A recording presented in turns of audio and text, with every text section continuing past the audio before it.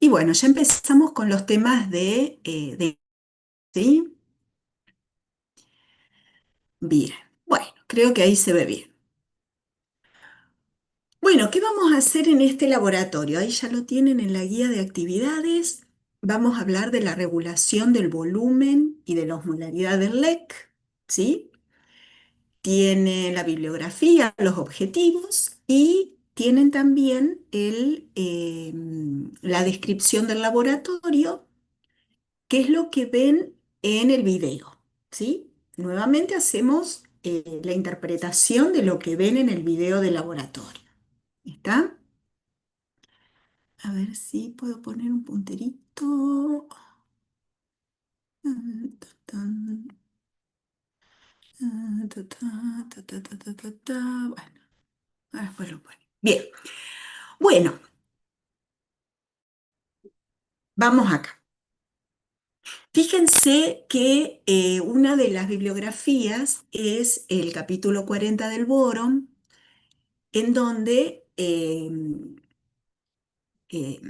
hace un desarrollo en extenso de la integración del balance de las sales y el agua, ¿sí? Este es uno de los que tienen que leer. Pero fíjense que en este primer párrafo, que es donde habla es donde da la introducción, fíjense que yo les resalté acá dos cuestiones importantes para que tengan en cuenta cuando analicemos este tema. Dice en la introducción de Boron, dos sistemas de control distintos, pero íntimamente interrelacionados, regulan el volumen y la osmolaridad del líquido extracelular. ¿Sí? Entonces, ya tengan esa idea, que van a ser dos sistemas diferentes, que van a tener, como dice abajo, sensores distintos, transductores hormonales distintos, efectores distintos, ¿sí? O varios, efectores, algunos comunes, pero mecanismos diferentes. Pero sin embargo, estos dos parámetros o la regulación de estos dos parámetros o las relaciones entre estos dos sistemas de regulación está íntimamente relacionada. Entonces, vamos a pasar de uno al otro eh, para poder explicar el cómo, pero a la vez vamos a poder individualizar perfectamente cada uno de los caminos. ¿Está? Y esto es uno de los ejemplos más eh, eh, clásicos de que estos sistemas de control muchas veces están relacionados y que por ahí tenemos varios efectos o varias regulaciones a nivel de las distintas estructuras de control. Bueno, acá les hacía una pregunta, a ver, como para ver si estamos en tema. ¿Cómo es tu balance de agua corporal en este momento? A ver si pueden responder, ahí les dejo el link para que escaneen en el Mentimeter. A ver si pueden responder esa pregunta. ¿Cómo es tu balance de agua corporal en este momento? Y a ver si después del desarrollo de la clase podemos eh, justificar, ¿no? La respuesta que dieron. Pongan lo que les parece, a ver si pueden ingresar, si se pueden unir, avísenme. Yo estoy probando todas estas cosas, así que por ahí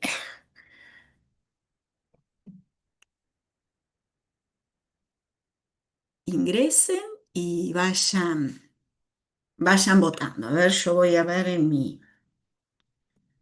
Y después ahora hacemos la... A ver si tengo acá, si les puedo ir mostrando. Bien, esperen que voy a entrar yo desde acá también, que va a ser más fácil. Ahí, bueno.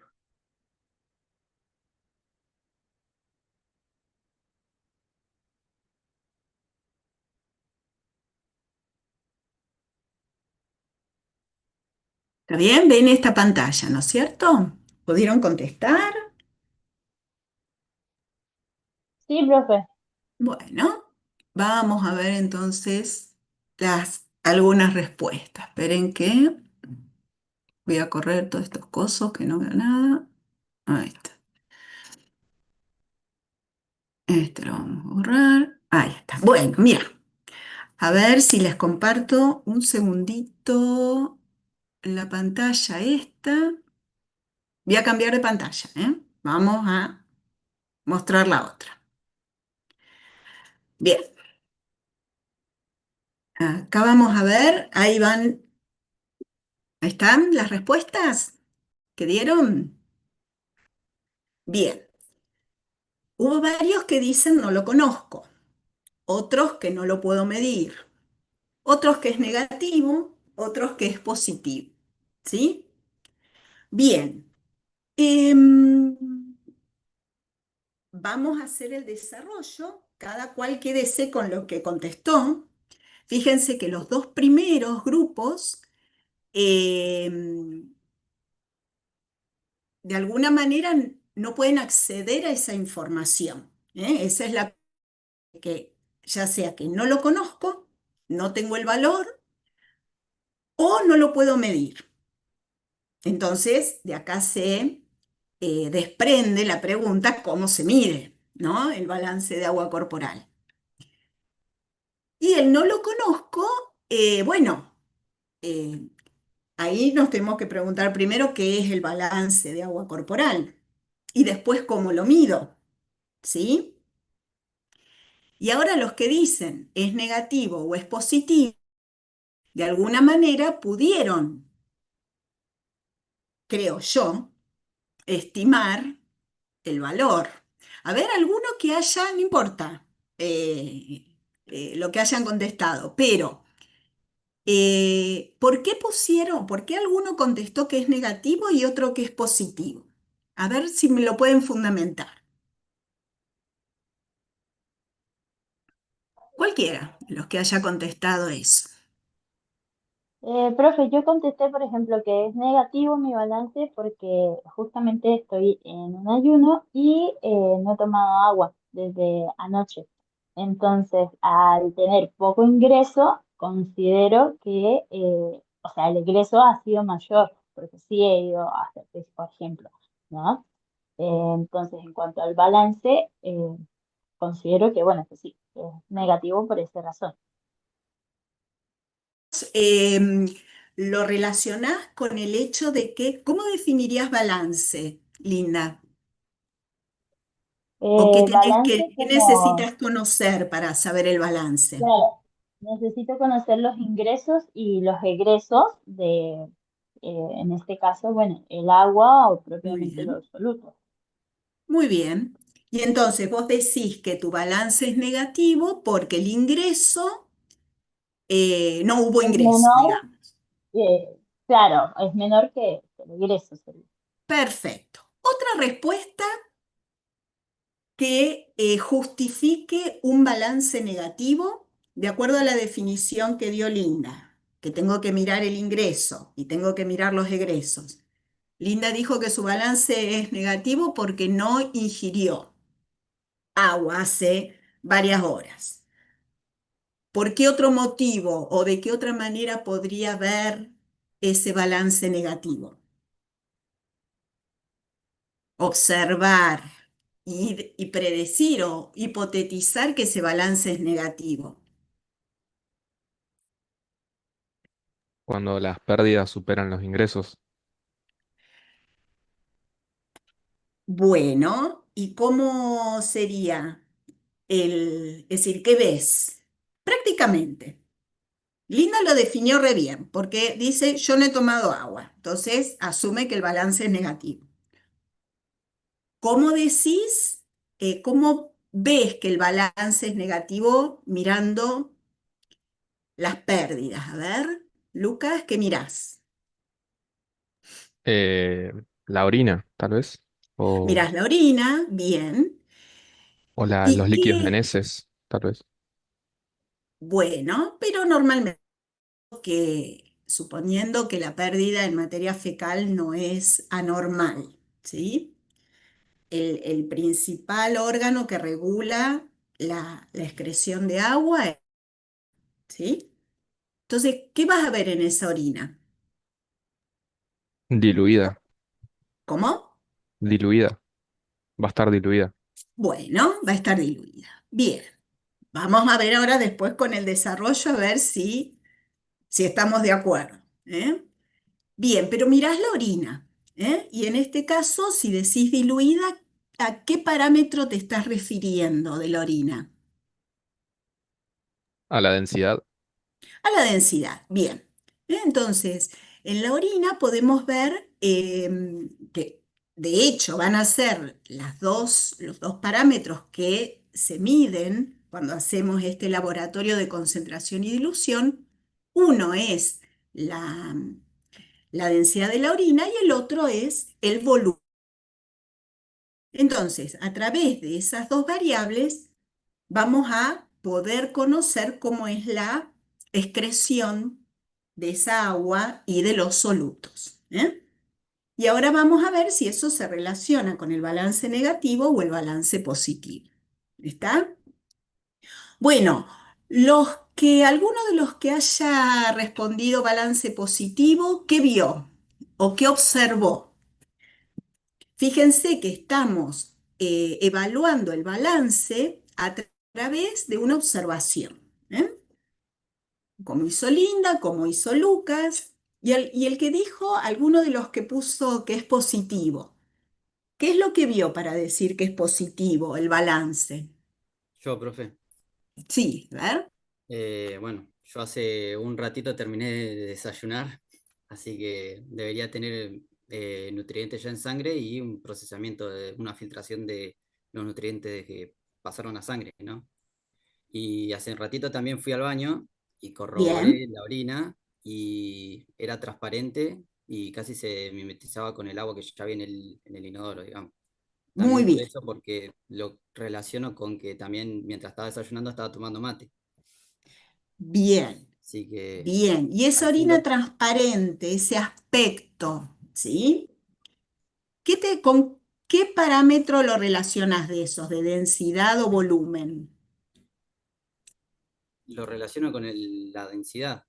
Bien, ¿y cómo está esa densidad entonces, si está transparente, casi agua? Sería una densidad baja, poca Bien, una concentración densidad baja. Es decir, de esa solutos. orina tiene mucho más agua que solutos. ¿Eh? Y esa en realidad es lo que denominamos una orina diluida. ¿Sí? Así que bueno, perfecto. Eh,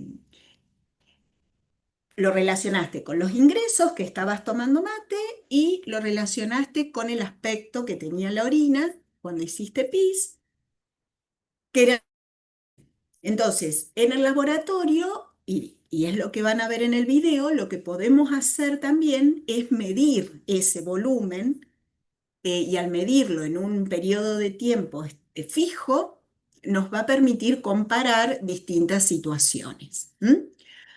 Así que bueno, muy bien, estamos orientados. ¿Eh? Entonces fíjense que estamos haciendo una observación de lo que ingresa y de lo que sale. Bueno, entonces, vamos a darle ahora bueno, es la prueba, es el procedimiento del laboratorio con tres voluntarios que han ingerido agua en las últimas 12 horas.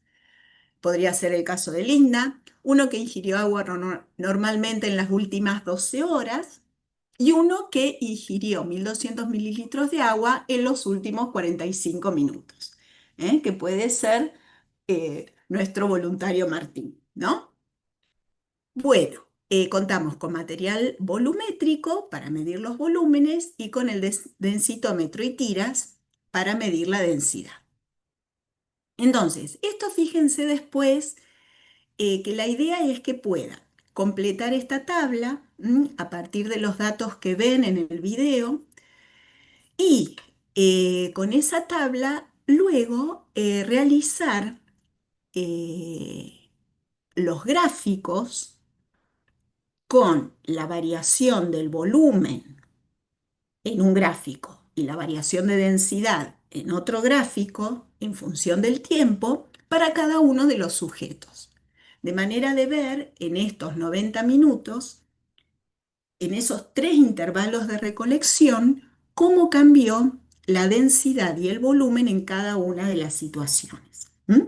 Y eso es una de las tareas que van a discutir durante la clase de trabajo práctico.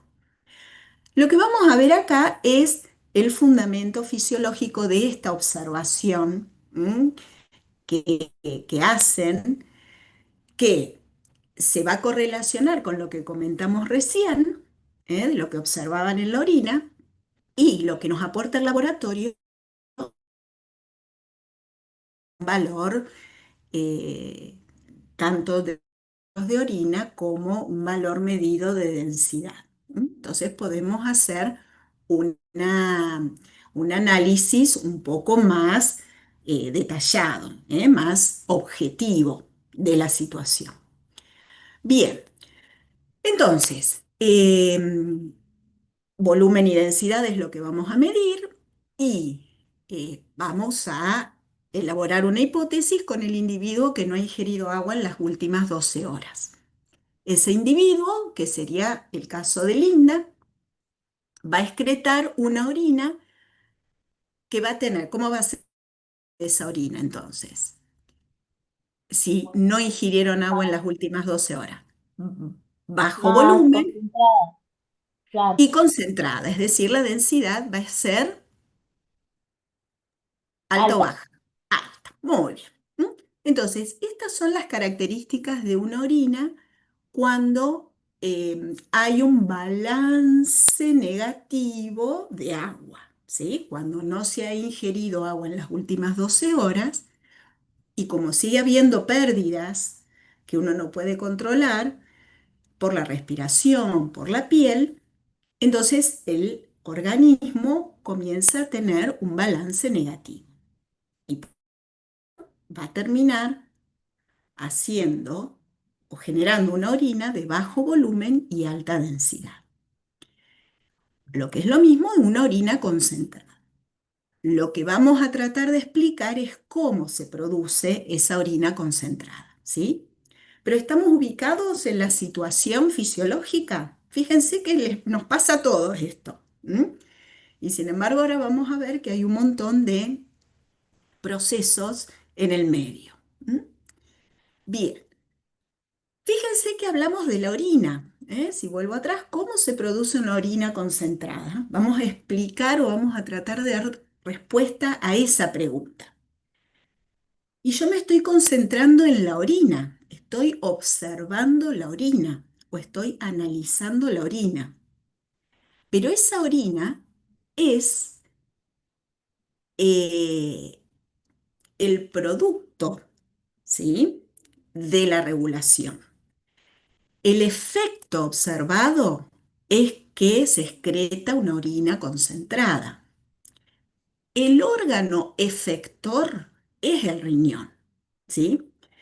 De manera que al decir orina concentrada, yo lo que estoy haciendo es viendo la parte final, ¿sí?, de ese bucle, de regulación.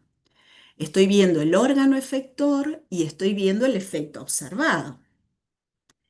Sin embargo, si tengo que describir cómo ocurre esto, tengo que poder reconocer todos los otros componentes. ¿Cuál fue el mediador? En este caso es un mediador químico, pero la respuesta podría estar mediada también por vía nerviosa.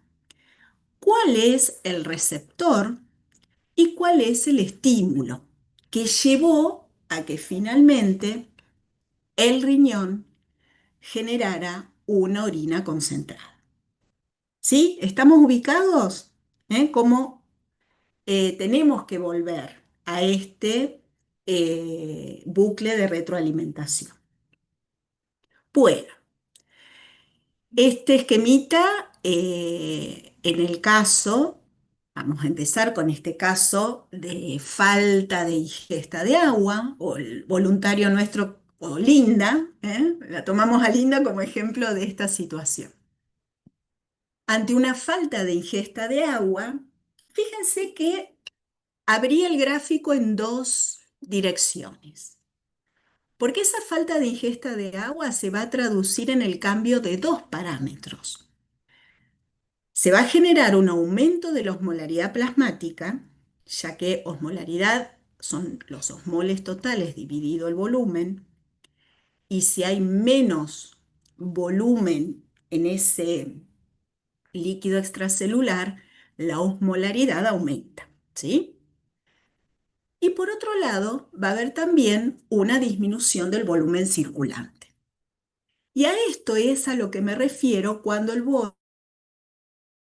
introducción son dos sistemas distintos. Entonces, no perdamos de vista que al cambiar la disponibilidad de agua en el líquido extracelular, estamos moviendo dos parámetros, la osmolaridad y el volumen.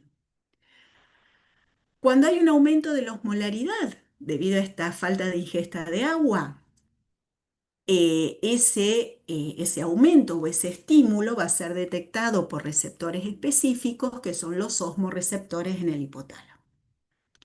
Y ese estímulo detectado por los osmorreceptores se traduce luego en bueno, acción de la neurohipófisis para la liberación de hormona antidiurética o vasopresina. La magnitud de esa respuesta, ¿sí?, va a tener que ver con la magnitud de esta falta de agua. Entonces, fíjense que este gráfico muestra los niveles de hormona antidiurética o vasopresina en función del aumento de osmolaridad o de la disminución del volumen. Están puestas las dos variables, ¿sí? Y en esta situación nos estaríamos moviendo en esta zona del gráfico. ¿Está bien? En donde la osmolaridad aumenta y el volumen, la presión disminuye. ¿Está bien? ¿Me siguen?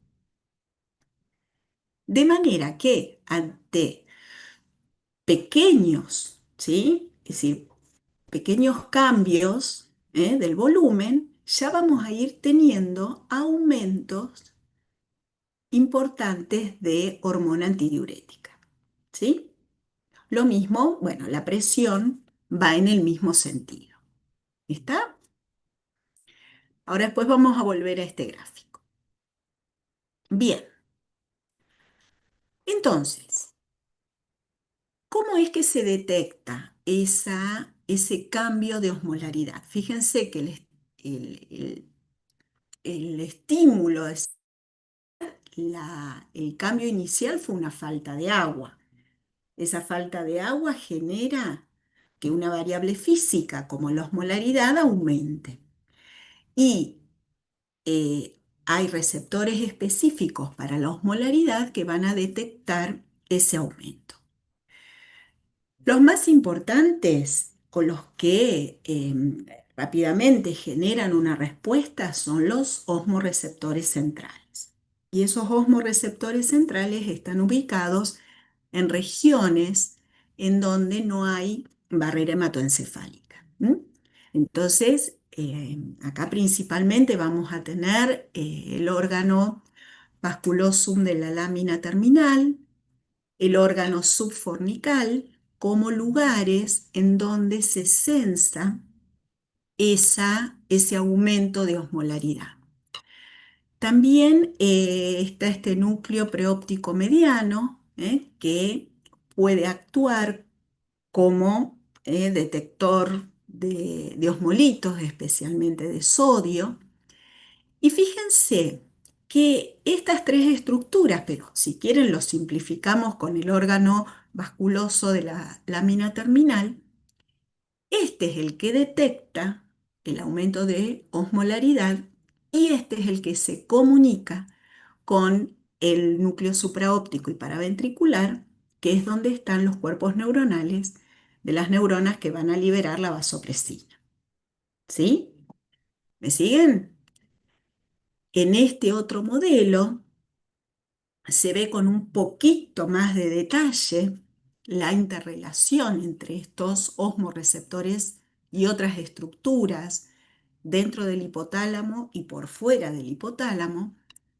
Y fíjense que bueno, acá está el órgano subfornical que actúa como osmoreceptor, pero también es una región que tiene dos. Ahora lo vamos a sumar, ahora lo vamos a ver.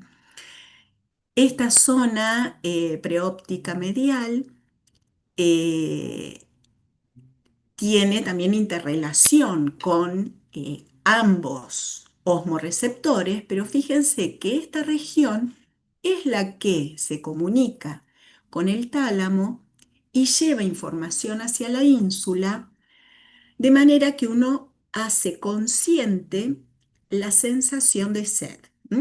Por eso hablamos de acá de percepción de sed. Es decir, tengo sed, núcleo, y viajo hacia la corteza para que esa percepción termine en un acto voluntario de ir a buscar agua y tomar. ¿Está bien? Después, este órgano vasculoso de la lámina terminal, digamos que es el osmorreceptor por eh, el típico, ¿sí? Con función osmorreceptora exclusiva, y ese es el que se comunica con las neuronas del núcleo supraóptico y paraventricular que van a liberar vasopresina, pero que también liberan oxitocina. ¿Mm? Bien, y hay otro núcleo entre medio que, bueno, acá no lo muestra porque no sensa directamente los osmoles, que es el núcleo supraquiasmático, que tiene que ver con la detección o la sincronización de los ritmos biológicos y que de alguna manera modula la respuesta de estos osmorreceptores y de las neuronas hipotalámicas. Para que vean cómo se van interrelacionando las señales a nivel central. Y si nos ponemos a ver en detalle cómo es que funciona específicamente este del órgano vasculoso de la lámina terminal, el mecanismo, fíjense, de detección o de transducción tiene que ver con los cambios del volumen celular de estas células que actúan como receptores. Cuando el medio es hipotónico, el volumen celular es grande, está aumentado. Y ante esa situación, la descarga de esas neuronas es baja. Esta sería la situación con una osmolaridad normal o fisiológica, entre 280 y 290, y cuando hay reducción del volumen del líquido extracelular y aumento de la osmolaridad, el volumen de este disminuye y eso determina el aumento de frecuencia de descarga de estas neuronas, que son las neuronas del receptor, que forman el receptor. Y acá es donde se produce la transducción de una señal física, como sería el volumen de la célula en función de la osmolaridad del LEC, se traduce a un impulso nervioso. Y ese osmorreceptor luego es el que se comunica con las neuronas del núcleo supraóptico y paraventricular para, a través del glutamato, favorecer la liberación de vasopresina y de oxitocina. Fíjense que a su vez estas neuronas hipotalámicas responden a otros mediadores. por ejemplo, la angiotensina 2. Y vamos a ver que la angiotensina 2 es una señal que Eh, se libera ¿Puede ser que se cuando... trabó la profe? ¿Sí, Linda? ¿Cómo? ¿Linda? Ay, perdón. Bueno, ¿sigo? Bien. Esta angiotensina 2, que vamos a ver que se va a liberar cuando hay una disminución del volumen plasmático, refuerza la liberación de vasopresina, generando esta señal sobre la célula hipotalámica y generando una regulación de esa sinapsis a nivel eh, de la célula eh, del núcleo supraóptico, ¿sí? Y paraventricular. Fíjense acá, la liberación de óxido nítrico determina que se siga favoreciendo glutamato en la sinapsis para que haya más liberación de vasopresina, mientras que en las neuronas que producen oxitocina, esa misma angiotensina favorece la liberación de un endocannabinoide que va a disminuir la liberación de glutamato en esa sinapsis. Entonces, fíjense cómo este osmorreceptor que está trabajando con una frecuencia de descarga, luego es regulado localmente a nivel de cada una de las sinapsis por otras señales que pueden estar influenciando en ese lugar. Bueno, para que empiecen a ver la interrelación de señales y respuestas se va complejizando, se van sumando. ¿Está? Bueno, entonces, el osmorreceptor vascular de la lámina terminal detecta el aumento de osmolaridad a través de una disminución del volumen celular. Eso hace que esos osmorreceptores aumenten la de descarga del glutamato y ese glutamato sobre las células del núcleo supraóptico y paraventricular hace que se libere vasopresina a la circulación. ¿Estamos con esa? Bien. Esa vasopresina luego entonces va a actuar sobre el efector, ¿sí? Y el efector principal de la vasopresina es, a este efecto de la regulación de la osmolaridad, es el nefrón. En el nefrón, fíjense que acá se muestran los tres lugares donde esa vasopresina o esa antidiurética tiene el efecto. En el asa ascendente gruesa, ¿m? En el túbulo distal y en el túbulo colector. El asa ascendente aumenta la expresión de la sodio-potasio ATPasa y de los contrasportadores sodio-potasio-cloro, que son los que permiten mover sodio, potasio y cloro hacia el intersticio. Esas bombas, tanto la bomba como el cotransportador, aseguran que el líquido que sale del asa de Henle sea un líquido hipotónico, bien diluido.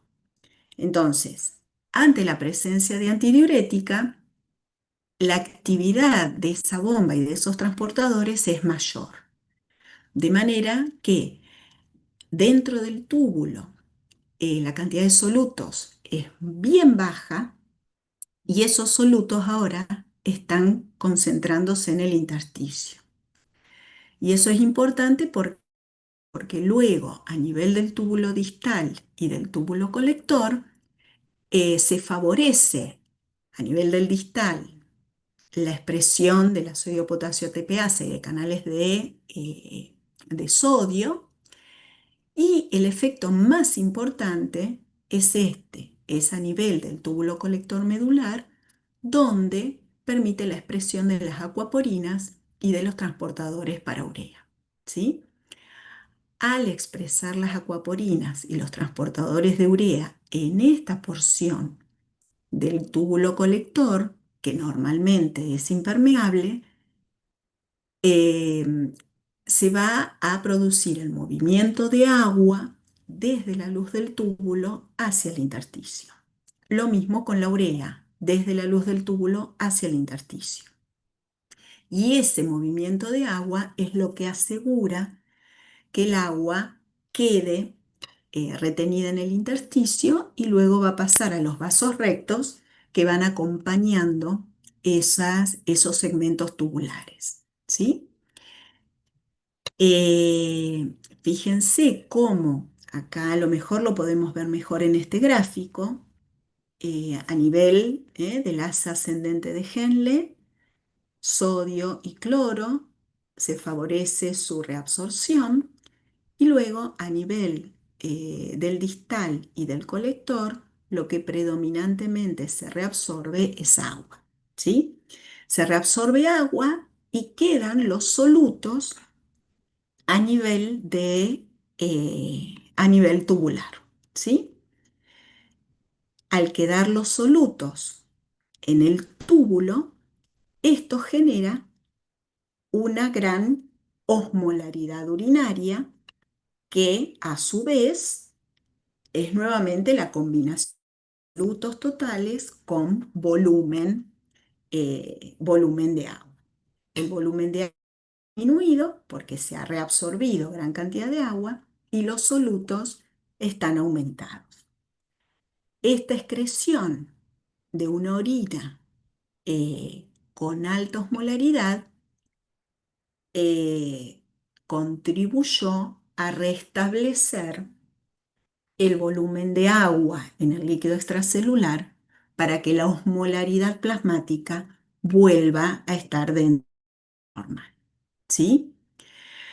Fíjense que acá, bueno, nuevamente los efectos por acción de la antidiurética, aumento de la permeabilidad del túbulo colector al agua y a la urea, ese es el principal efecto, con reabsorción de agua y urea, disminución del volumen de agua excretado y aumento de la densidad urinaria.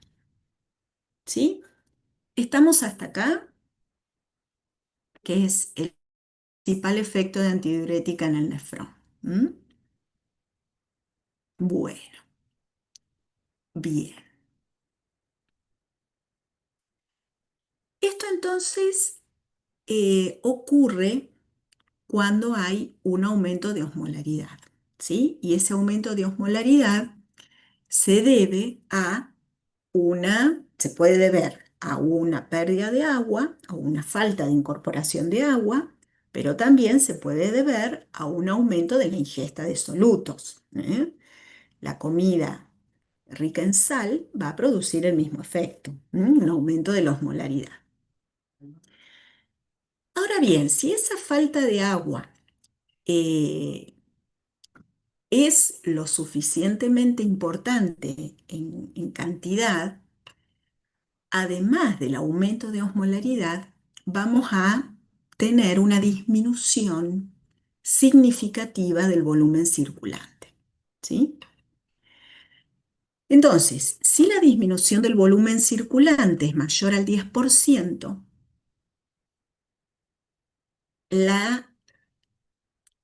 es decir, el aumento de osmolaridad ya se produce igualmente, ¿eh?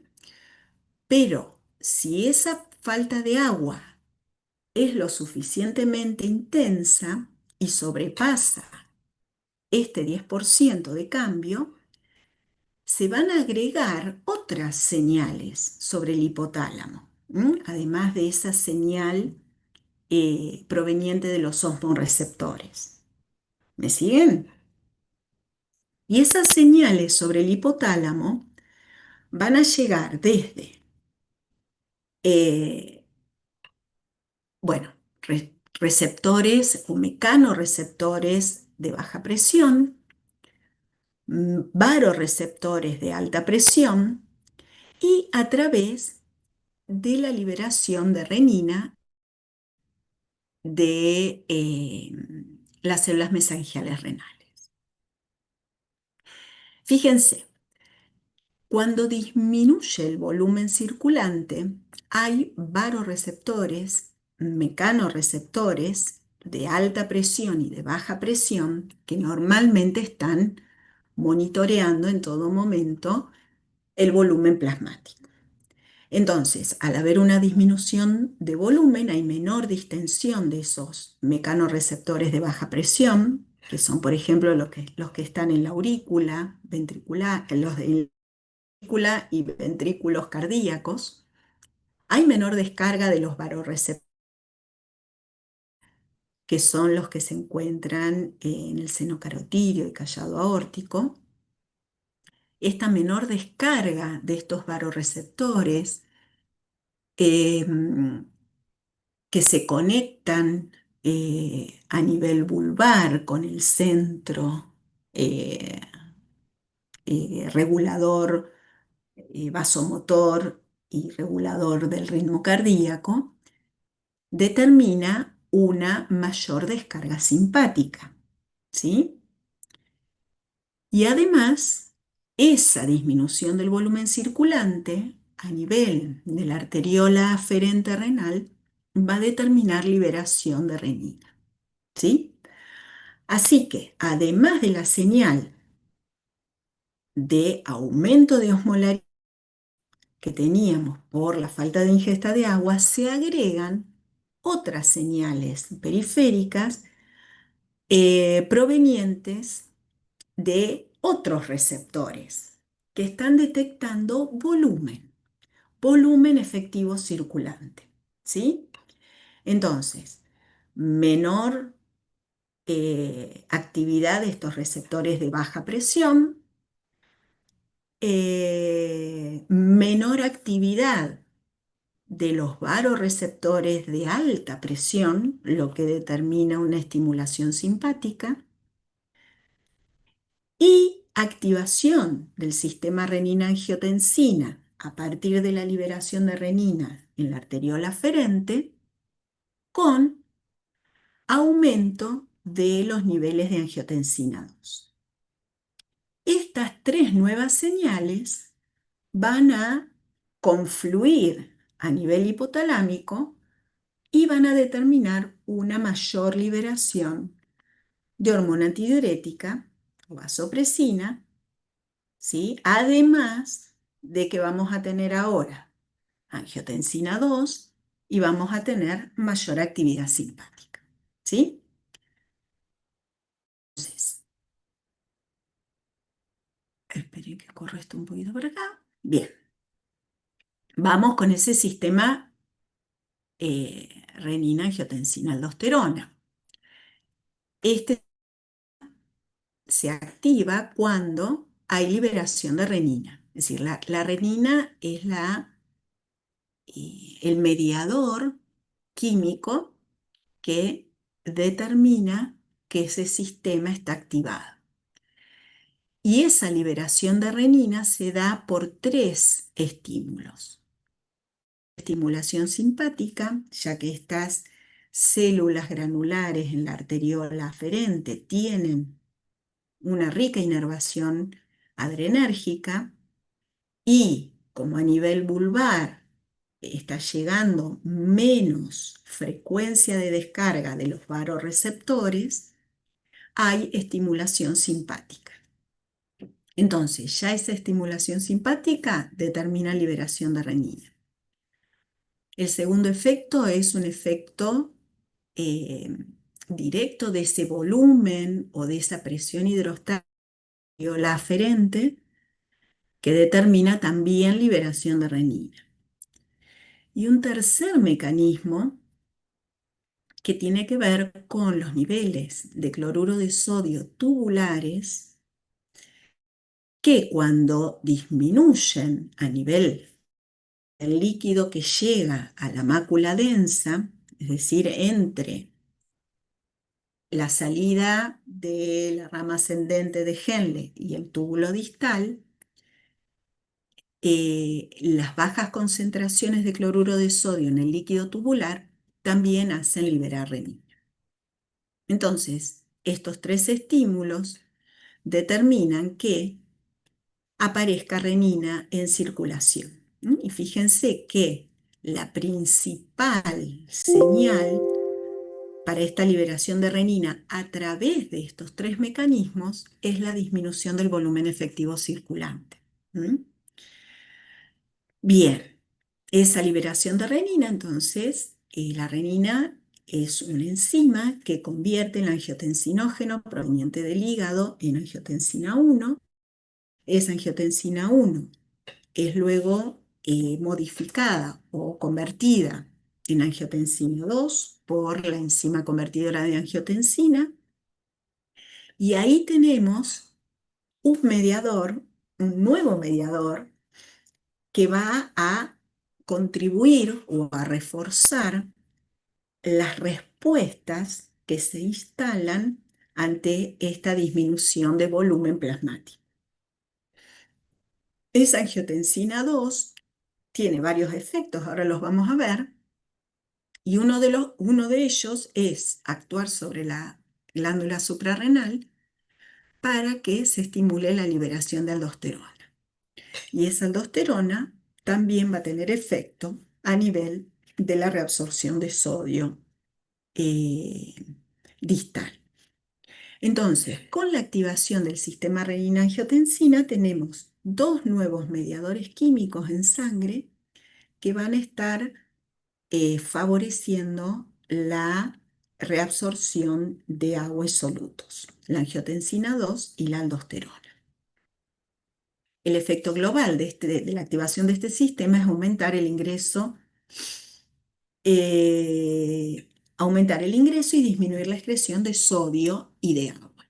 De que logre, por ahí no el balance positivo, pero que volvamos a tener los valores basales, ¿no? O los valores fisiológicos normales, porque tengan en cuenta que empezamos con una disminución, con un balance negativo.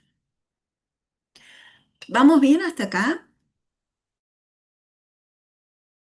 Ya lo hemos visto, en renal, por ahí estas hormonas ya les suenan, pero la idea ahora es poder integrar todos estos componentes en estos procesos de regulación normal, de osmolaridad y volumen. Bien, ¿sigo? Bueno, vamos a ver nuestra aldosterona y la angiotensina 2. Fíjense, la angiotensina 2 aparece acá, en un lugar central, en esta regulación del volumen. Y esa angiotensina 2 proviene de la conversión del angiotensinógeno en angiotensina 1 y luego angiotensina 2 por acción de la renina. La renina, entonces, que normalmente está contenida en gránulos en la arteriola aferente, cuando es liberada a circulación, es cuando va a determinar la aparición de esta angiotensina 2.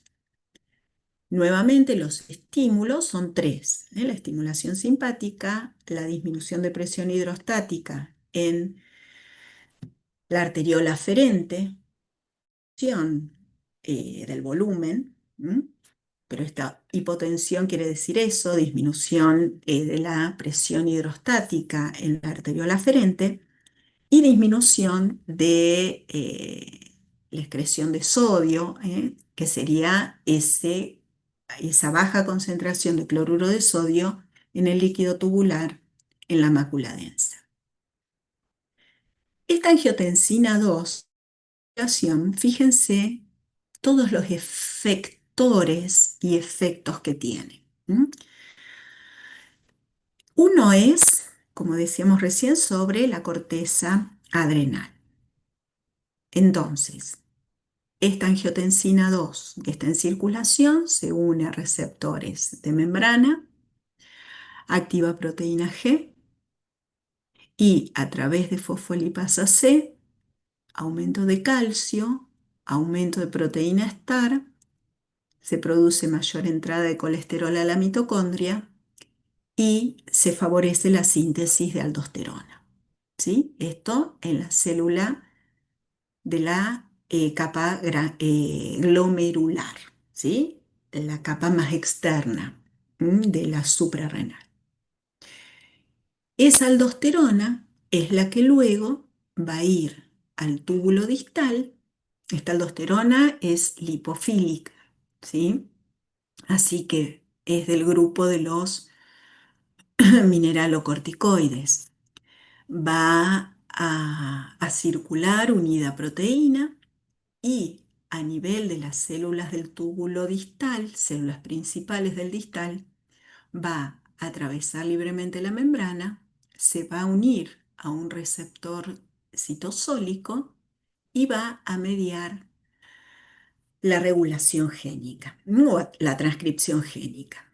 De manera que va a aumentar la actividad de la bomba sodio-potasio, va a aumentar la expresión de los canales ENaC, que son canales de sodio, va a aumentar la expresión de canales ROMC, que son los que secretan potasio, y va a favorecer la entrada de agua y la entrada de cloro por vía paracelular. De manera que la presencia favorece la reabsorción de sodio desde el túbulo distal. Y esa reabsorción de sodio se acompaña con reabsorción de agua, porinas. ¿Sí? Bien, entonces tenemos angiotensina 2 actuando sobre corteza suprarrenal, liberando aldosterona y modificando la cantidad de sodio y de agua que se excreta, disminuyendo la cantidad de sodio y de agua que se excreta por riñón. Al no excretarse sodio y agua por riñón, ese sodio y agua vuelven al plasma, al líquido extracelular. Bien, pero además de esas acciones, la angiotensina 2 tiene acción sobre la hipófisis, favoreciendo la liberación de antidiurética. Y si se acuerdan, el, 2 o 3 diapositivas mostré el efecto que tiene la angiotensina 2 sobre esas neuronas de los núcleos supraóptico y paraventricular. Veíamos que favorecía la liberación del glutamato en la terminal, ¿sí?, nerviosa, favoreciendo así la secreción de antidiurética.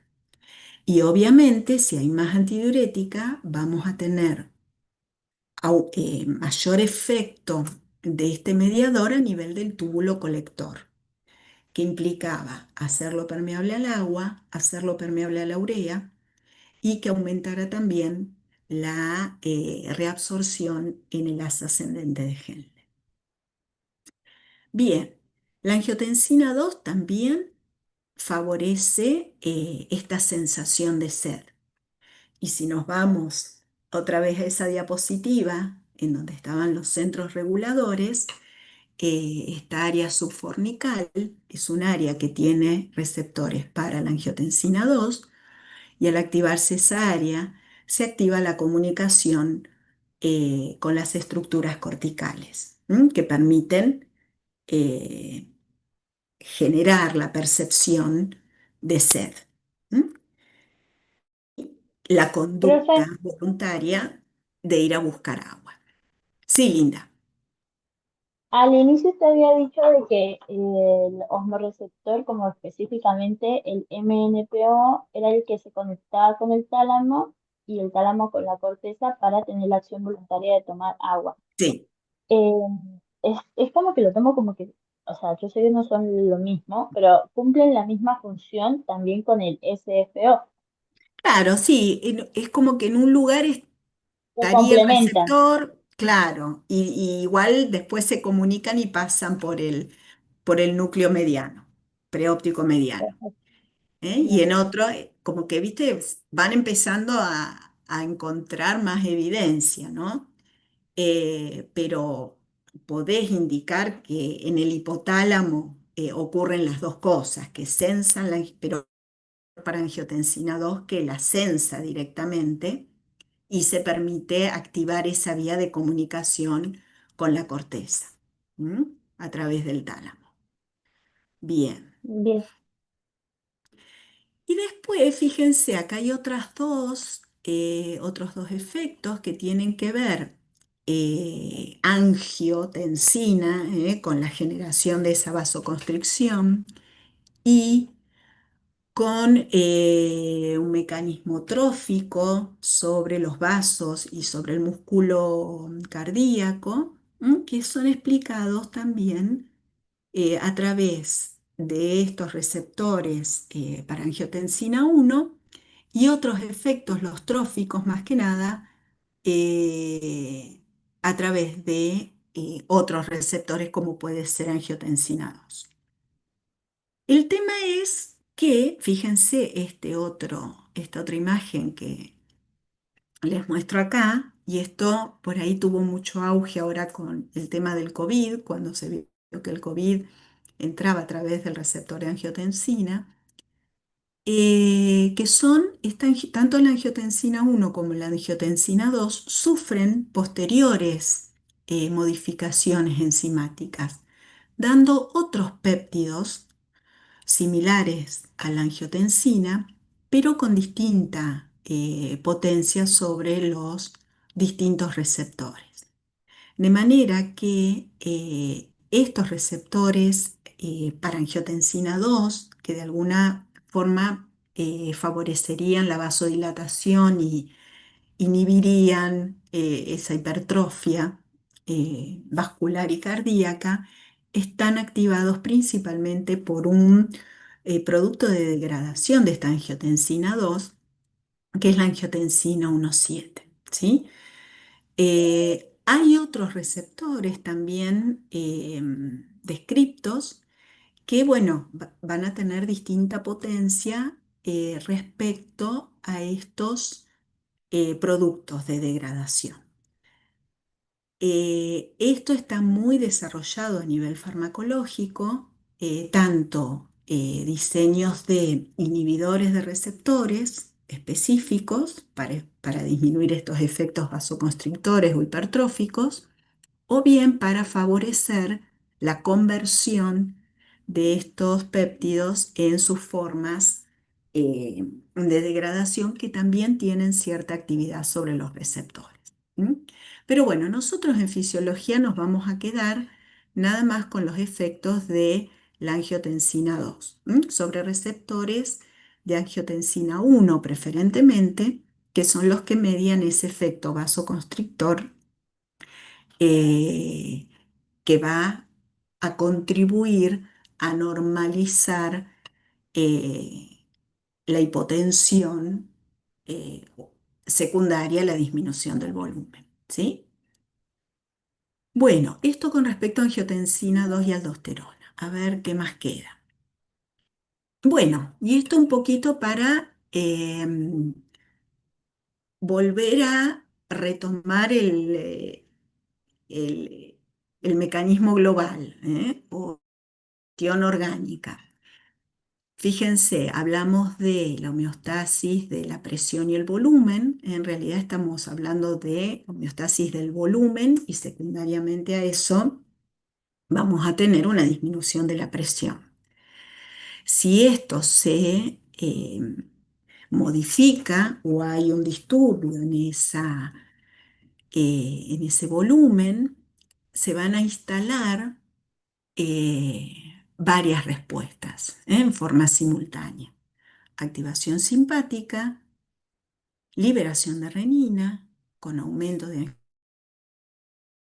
Y esto va a contribuir a la liberación de hormona antidiurética, de aldosterona, de la sensación de sed y eventualmente, si esa disminución de volumen afecta la perfusión por el grado, por ser extrema, esa falta de oxígeno tisular puede activar también a nivel renal la liberación o la proyetina, favoreciendo la formación de glóbulos rojos. Este efecto de herida lo vamos a explicar a través de la situación de altura, ¿eh? Porque fisiológicamente, para que tengamos una disminución de la perfusión tal que esa sea la causa de la liberación de eritropoyetina, estamos realmente en una situación patológica. ¿Sí? ¿Me siguen? Entonces acá lo que tratamos de analizar es una disminución del volumen del líquido extracelular por falta de ingesta de agua durante una noche, por ejemplo, o un exceso de ingreso de agua o una hidratación como pudo haber sido Martín tomando mate. ¿Mm? ¿Está? Esto ya para que la disminución de volumen genere estimulación de eritropoyetina, ya pasa a ser un estímulo excesivo y ya nos vamos a lo patológico. ¿M? Así que lo vamos a ver relacionado a la altura, que es un proceso un poco más normal, más fisiológico. ¿Se entiende? Bueno, pasamos a la otra situación. ¿Alguna duda hasta acá?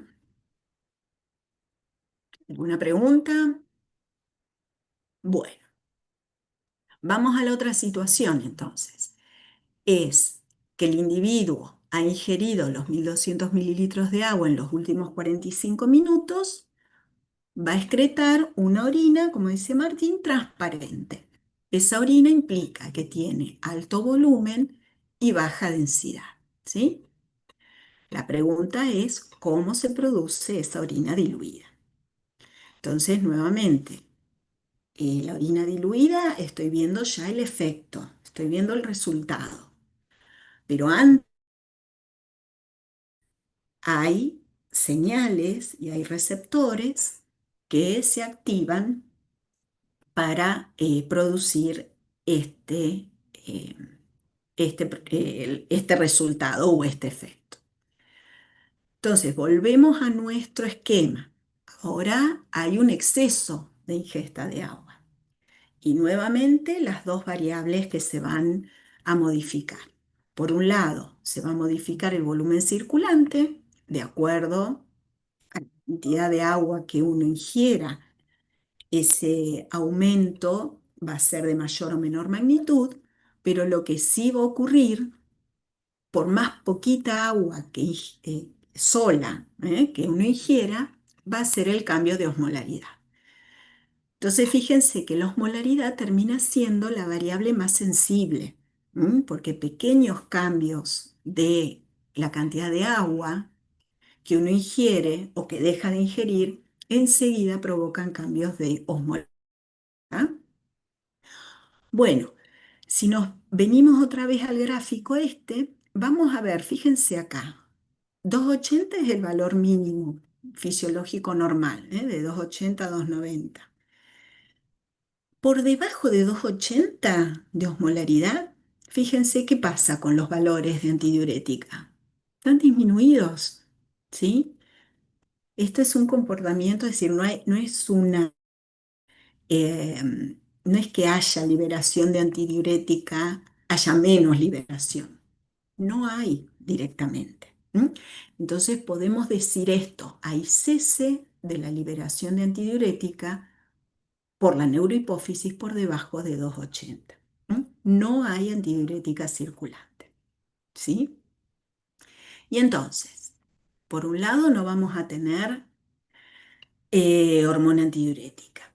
Y por otro lado, vuelvo, esperen que vuelvo. Entonces, esta vía me frena o me inhibe la liberación de esta señal. Entonces, ya hay una señal que no está. Y por el otro camino, por el aumento del volumen, ¿qué vamos a tener? Vamos a tener acá los mecanorreceptores de baja presión, que son los que están a nivel de la aurícula, principalmente, que también de los ventrículos, pero esos receptores, esos mecanorreceptores a nivel de la aurícula, se estimulan, porque hay más volumen. Están recibiendo más volumen con cada ciclo cardíaco. Y esa distensión va a determinar la liberación del péptido natriurético auricular. Un péptido liberado por la aurícula en respuesta al aumento de volumen. ¿Sí? Los receptores de alta presión callado aórtico, seno carotídeo, aumentan la descarga de glutamato al núcleo del tracto solitario. Y en ese núcleo del tracto solitario, esta mayor frecuencia de descarga de los varoreceptores determina una fuerte inhibición del sistema simpático, lo contrario a lo que se producía antes, ¿eh? La situación pero además, esta alta presión hidrostática en la arteriola renal y el alto contenido de cloruro de sodio en la mácula densa, la liberación de renina. Y al no haber renina, no voy a tener angiotensina 2 ni aldosterona, porque eran consecuencia de la liberación de renina. De manera que estoy en una situación en donde hay péptido natriurético auricular, no hay antidiurética, no está activado el simpático, no hay renina, no hay angiotensina 2, no hay aldosterona. Toda esa combinación de señales determina que tanto el túbulo distal como el túbulo colector se mantengan impermeables al agua y a los solutos. ¿Qué solutos? Urea y sodio principalmente. Que haya una excreción de un gran volumen de agua con pocos solutos, que es lo que vemos reflejado en esa orina transparente, ¿sí? Y a su vez tenemos efectos positivos o efectos verdaderos mediados por el péptido natriurético. Entre ellos la vasodilatación, que provoca aumento de la tasa de filtrado glomerular. Este aumento del filtrado glomerular genera natriuresis y el hecho de que haya más sodio, ¿sí?, en este túbulo que no se reabsorbe va a determinar también que quede más agua, en ese túbulo. De manera que se favorece también la diuresis. Por eso el péptido, en el nombre del péptido se encuentra también la función natriurético. Aumenta la excreción de sodio, y aumenta la excreción de agua, o aumenta la diuresis. Entonces, en esta imagen vemos el aumento o el mecanismo de acción del péptido natriurético. También hay varios receptores, algunos de los cuales tienen que ver con los productos de degradación y su internalización para degradarse. Los efectos estarían mediados a través del péptido natriurético tipo A, que activa una guanilciclasa. Aumenta GMP cíclico y los efectos están mediados por este aumento de GMP cíclico, en todos los efectores eh, que vamos a analizar, básicamente en las células musculares lisas de las arteriolas y en las células tubulares renales. Entonces, fíjense en este modelo que está acá, el efecto sobre los receptores de volumen atrial y ventricular del aumento de líquido extracelular determina la liberación del péptido, ¿sí?, que sería lo que estamos analizando ahora. Pero hay además ese control neural o nervioso del volumen a través de los varoreceptores de alta presión que integran la información al nivel del núcleo del tracto solitario, y eso determina la mayor o menor salida del sistema simpático, que obviamente tiene un control bastante intenso sobre la función cardíaca. Así que este sería el control nervioso, ¿sí? De la función cardíaca según el volumen circulante que haya, ¿m? Que sería rápida ante aumentos o disminuciones de la presión arterial. Y acá lo que estamos viendo es la respuesta mediada por estos receptores de baja presión, ¿m? Que son los que van a permitir la liberación del péptido natriurético y que es un mediador químico. ¿M? Entonces, fíjense cómo se solapan las respuestas, cómo se van superponiendo. Bueno, y acá entonces, efectos sobre los vasos, una vasodilatación, también hablan de un aumento de la permeabilidad, disminución de la secreción de aldosterona, que sumada a la menor liberación de renina y angiotensina 2, hacen que la aldosterona esté inhibida. El tema acá es que la aldosterona, al ser una hormona lipofílica, tiene por ahí un efecto más prolongado, porque circula unida a proteína, tiene una vida media un poco mayor, y siempre el efecto tiene que ver con la transcripción génica. Así que hasta que se instale el efecto de una disminución de aldosterona, vamos a tener un plazo un poco más prolongado. Pero sin embargo, este péptido natriurético tiene un efecto rápido a través del GMP cíclico. Bueno, y a nivel renal, aumento del filtrado, aumento de la fracción de filtración, aumento de la excreción de sodio, aumento de la excreción de volumen y disminución de renina. Y esto junto a la disminución de la activación del simpático y la disminución de la hipertrofia asociada a la angiotensina 2, contribuyen todos a que haya mayor excreción de agua y de sodio que se va al exterior y por lo tanto a nivel del líquido extracelular disminuye el volumen y disminuye la presión. Y con eso se logra controlar ese exceso de agua que había ingresado al organismo varios minutos antes, ¿sí? Bueno,